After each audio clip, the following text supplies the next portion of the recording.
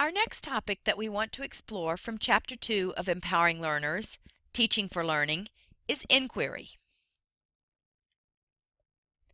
Our guideline for effective practices for inquiry says the school library program models an inquiry-based approach to learning and the information search process. When we think about inquiry, we realize that we are shifting the focus of learning from a right or wrong answer to the process of learning and thinking and investigating.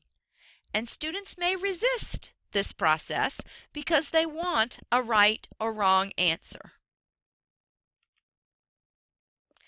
When we think about inquiry, we're asking the students to ask questions, to organize their search for information, then to analyze and evaluate what they find, and then to communicate the results of their search. It is through the inquiry process that students are developing skills and dispositions and responsibilities and self-assessment strategies from our standards for the 21st century learner. We cannot explore or think about the topic of inquiry without looking first at Carol Collier Colthow's information search process research. Her early research was mentioned in the article that I asked you to read from Joy McGregor on teaching the research process. She mentions Colthow's early work in her article, so this perhaps will look familiar to you. The chart is also in one of the other articles that I asked you to read for the week about inquiry, guided inquiry. But Colthow's research allowed her to develop this model for the process of seeking information. She says that as students seek information, there are common feelings that take place, common thoughts that take place, and common actions that are evident. She also identified 7 stages through which anyone seeking information moves. The initiation of the information search process when we're asking questions, selection stage where we zero in on our question and we start to look for resources. We move to the exploration stage where we're exploring that topic, the formulation stage, the stage in which we collect evidence, and then we present that information or evidence that we have found, and then finally the assessment stage. So 7 stages, and at each of those stages, no matter what age you are or what type of information you're searching for, whether it's what restaurant to eat or whether it's for a resource for a project or a paper that you are writing, there will be certain feelings that you have, certain thoughts that you have, and certain actions that you have. We can describe inquiry as an approach to learning. It's more than just answering questions or getting the right answer. It's investigating and exploring and searching and going on a quest and researching and pursuing and studying. An inquiry, purely conducted, engages, interests, and challenges students. It's enhanced by involvement with the surrounding community of learners, but it can be a daunting process. Students need guidance as they work through inquiry.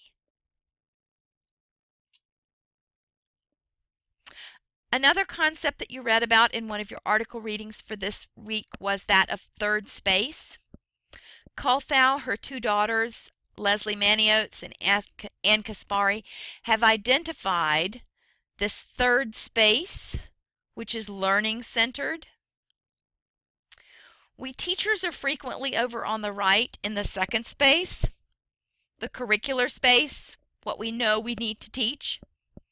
Students are frequently over on the left in their personal space, where they are student-centered and they learn what they want to learn. So the real true learning takes place when we can merge the first and second spaces, when we can merge that personal interest with curriculum that we must teach. Learning-centered third space. A thought question for you. I attempt to make this class a third space class. I have the curriculum, the objectives that I need to teach for the class, but I try to be very conscious of your personal student-centered space and allow true learning to take place by merging the two. As librarians, we try to do the same thing in our teaching. Kolthau, Maniotes, and Kaspari present an extended KWL chart. I suspect that you are familiar with a KWL chart. What do I know? What do I want to know? And what did I learn? But they've added some elements to the KWL chart or circle. What do I know? What do I want to know? But the third is new in all caps there. How do I find out?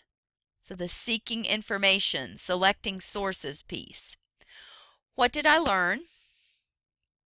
Then in all caps, an evaluation, an assessment piece. How do I use what I learned? How is it meaningful? And a second, all caps, upper left there at about the 10 or 11 o'clock position on a clock. What will I do next time? Assessment of the process. So they've expanded the KWL chart and added 3 additional areas on which we might focus. Their argument, and I believe them completely, is that through the inquiry process, we can allow different kinds of learning to take place. Students can learn curriculum content. They can learn the facts through inquiry. They also develop information literacy skills. They work through the process of learning how to learn. They become more competent in various areas of literacy. And they are given the opportunity to develop social skills of collaboration and cooperation as they interact with others. So the inquiry process allows students to move beyond just content knowledge to various kinds of learning. One of the newer research process models that I offer you to explore this week is that of Barbara Stripling, her model of inquiry. I wonder. So I am developing questions and making predictions and coming up with an hypothesis. And then I investigate. And as I investigate, I have the opportunity to construct new understandings and new knowledge. And then I can express what I have learned. And then I hopefully reflect on what I have learned. And I ask new questions. And I connect what I've learned to myself and to previous knowledge so that I gain background knowledge and context. This is a circular process with double-sided arrows. So it's continuous. Information flows back and forth. Students move from stage to stage as they move through this inquiry process.